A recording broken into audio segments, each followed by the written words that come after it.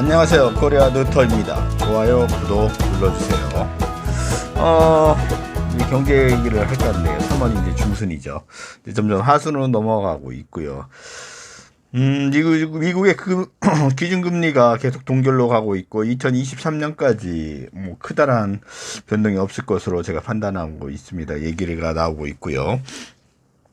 중요한 건요. 제가 제 방송을 계속 보신 분들은 아실 거예요. 시한폭탄이요. 계속 돌아가고 있다는 거죠. 점점 부풀어져서 터질 준비를 하고 있습니다. 그거를 최대한 끌고 있습니다. 여러분들이 알다시피 서프라임 모기지 사태 여러분도 알고 계실 겁니다. 서브라임 모기지 사태가 사실은 2년 전에 벌써 터졌어야 될 사건이었습니다. 그 전에요. 터지기 전에요. 하지만 그걸 끌고 왔다는 거죠. 미국의 은행들이나 펀드 회사들이요. 그걸 왜 끌고 왔을까요? 개인들이 다 올라탈 때까지 기다렸던 겁니다. 지금의 사태는요, 마찬가지로 개인들이 올라탈 때까지 기다리는 판국입니다. 아직 이제 1년밖에 지나지 않았습니다. 원래 터져야 될 상황에서 끌고 온 게요. 1년을 더 버틴 힘이 있어요. 미국이요. 전 세계적인 금융 불안이 올 수 있습니다. 그걸 막을 수 있는 방법이 여러분들은 어떻게 생각할지 모르지만 제 생각은 그렇습니다. 두 가지 사태밖에 없습니다. 첫 번째는요. 신흥 개도국을 박살내는 거죠. 우리나라 옛날에 IMF처럼요. 일부러 IMF를 터뜨려서 그 부를 뺏어가는 겁니다. 선진국들이 뺏어가는 거죠. 그 당시에 일본과 미국이 일부러 자금을 빼면서 우리나라 신용등급을 평가드 무디스나 피치나 이쪽에서 엄청난 하락세로 몰고 가서 그거를 나중에 지들이 원하는 대로 우리나라를 조종하면서 그 금융 착취를 어마어마하게 이뤄냈죠. 그게 조금이 아니라 어마어마했다는 거죠. 뭐 외환은행은 여러분들이 알고 계시겠지만 외환은행뿐만 아니라 다른 쪽에도 어마어마했다는 거예요. 실질적으로 우리나라는 버틴 힘이 있었지만 그게 안 됐다는 거죠. 모든 자금줄을 끊어가면서 그렇게 갔으니까요.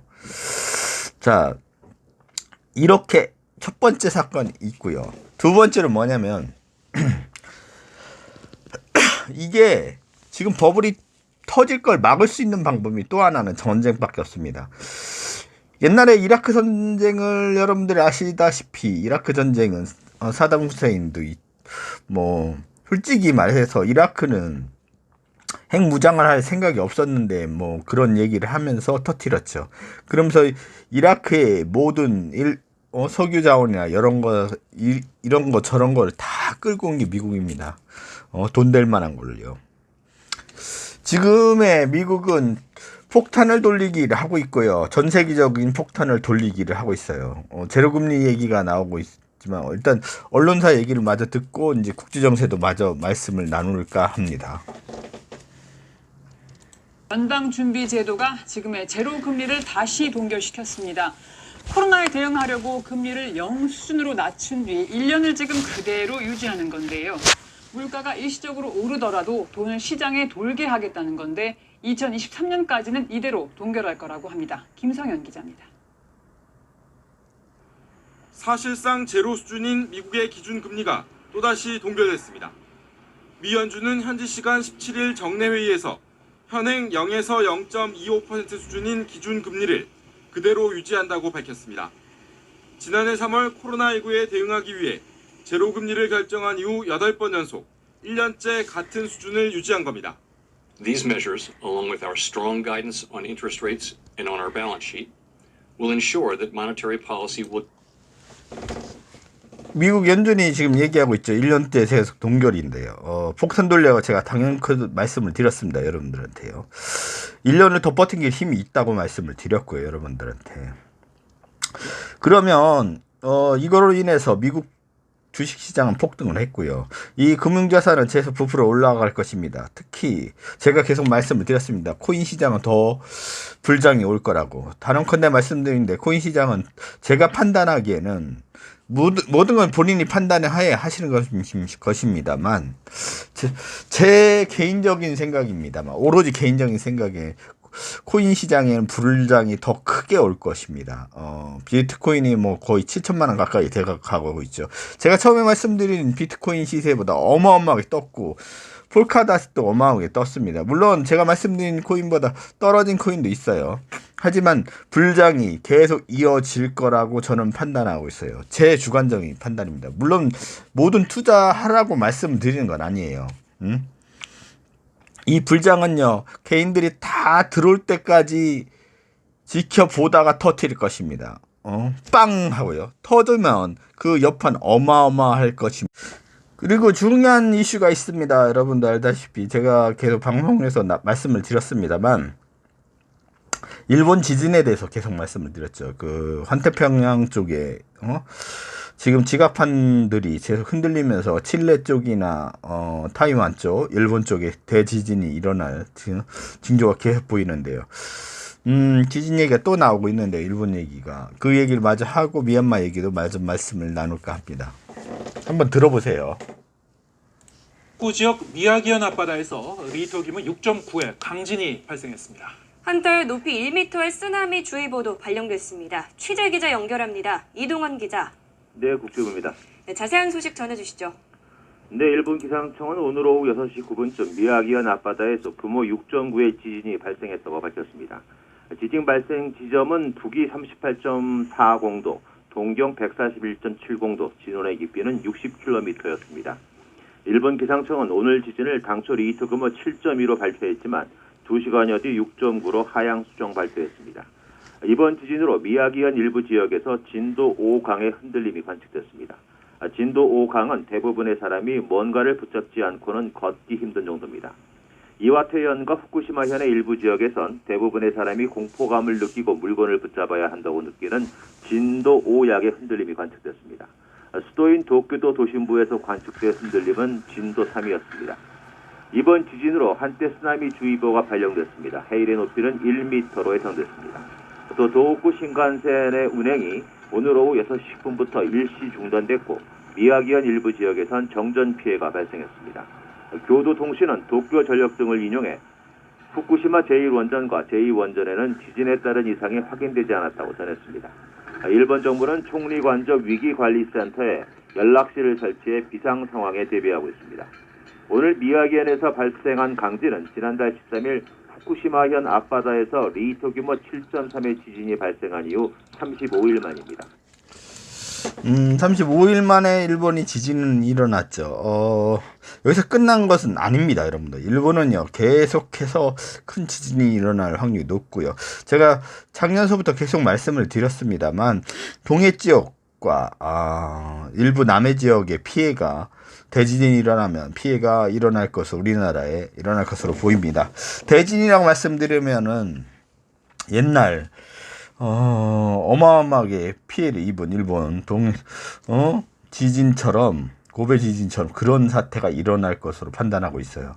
그 확률이 점점 올라가고 있다는 거죠. 화산 폭발이나 여러 가지 징조가 계속해서 일어나고 있고요.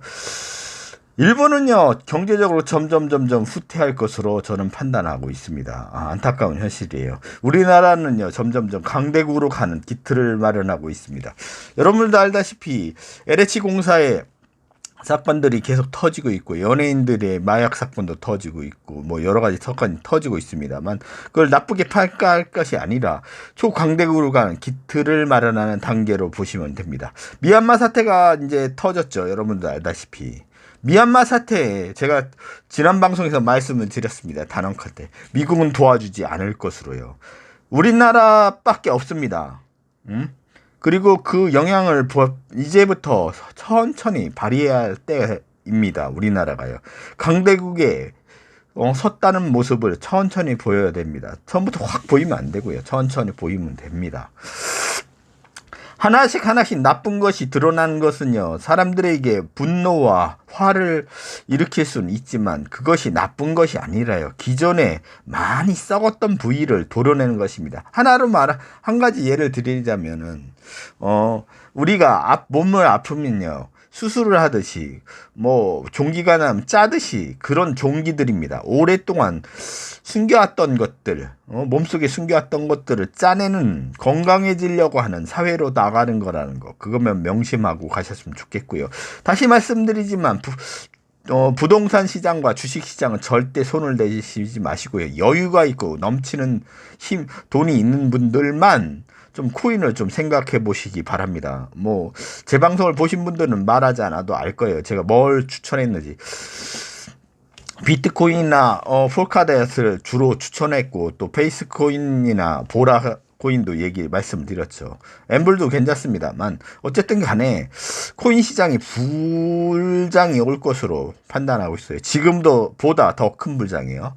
지금 초기불입니다. 약간 내려갔다 다시 엄청난 폭등으로 갈 것으로 저는 판단하고 있습니다. 어디까지 제 판단입니다.